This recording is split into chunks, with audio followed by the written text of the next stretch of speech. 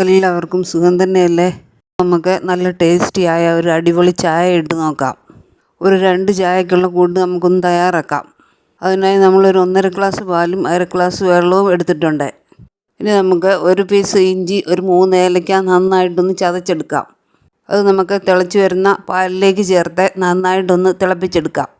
ഈ സമയം നമുക്ക് സ്റ്റൗവ് സിമ്മിലാക്കി വെച്ച ഈ ഏലക്കയുടെയും ഇഞ്ചിയുടെയും ഒക്കെ ടേസ്റ്റ് ഇറങ്ങുന്നത് വരെ ചെറിയ തിളയിൽ ഒന്ന് വേവിച്ചെടുക്കാം. ഇപ്പോൾ നമ്മുടെ പാൽ നന്നായിട്ട് വെന്ത് വന്നിട്ടുണ്ട്. ആ ഏലക്കയുടെയും ഇഞ്ചിയുടെയും ഒക്കെ നല്ല ഒരു സ്മെല്ല് വരുന്നുണ്ട്.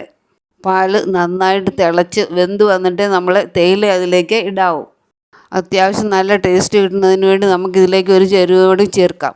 ഒരു ചെറിയ സ്പൂൺ ബൂസ്റ്റും കൂടി നമുക്ക് ഈ ചായയിലേക്ക് ചേർക്കാം. റെസ്റ്റോറൻറ്റുകളിൽ നിന്നൊക്കെ നമ്മൾ ചായ കുടിക്കുമ്പം അതിൻ്റെ ആ ടേസ്റ്റിൻ്റെ രഹസ്യം ഇതാണ്. ഇനി നമുക്കിതിലേക്ക് കടുപ്പത്തിന് ആവശ്യമായ തേയിലയും ചേർത്ത് സ്റ്റൗ ഓഫ് ചെയ്യാം. നമ്മുടെ അടിപൊളി ടേസ്റ്റുള്ള ചായ ഇവിടെ റെഡി ആയിട്ടുണ്ട്. ഇങ്ങനെ ഉണ്ടാക്കാത്തവരൊക്കെ ഉറപ്പായിട്ടും ഒന്ന് ഉണ്ടാക്കി നോക്കണം. പിന്നെ നമ്മൾ ചായ ഉണ്ടാക്കുമ്പം ഇങ്ങനെ ഉണ്ടാക്കൂ. നമുക്കിനി ഇതൊരു പാത്രത്തിലേക്ക് അരിച്ചു മാറ്റാം. കൊഴുപ്പ് കൂടിയ കവർ പാലൊക്കെ ആണെങ്കിൽ നമുക്ക് 1 ഗ്ലാസ് പാലിന് 1 ഗ്ലാസ് വെള്ളം ചേർക്കാം.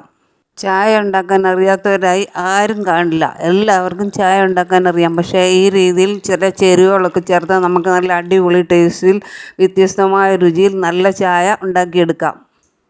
പിന്നെ നമ്മുടെ ഈ വീഡിയോ കാണുന്നവരൊക്കെ ഒന്ന് സപ്പോർട്ട് ചെയ്യണേ. സബ്സ്ക്രൈബ് ചെയ്യാതെ ആരെങ്കിലും കാണുന്നുണ്ടെങ്കിൽ ഒന്ന് സബ്സ്ക്രൈബ് ചെയ്തേക്കണേ. എല്ലാവർക്കും എപ്പോഴും നല്ലത് മാത്രം ഉണ്ടാകട്ടെ എന്ന പ്രാർത്ഥനയോടെ പുതിയൊരു റെസിപ്പിയുമായി വീണ്ടും കാണാം എന്ന് പ്രതീക്ഷിക്കുന്നു.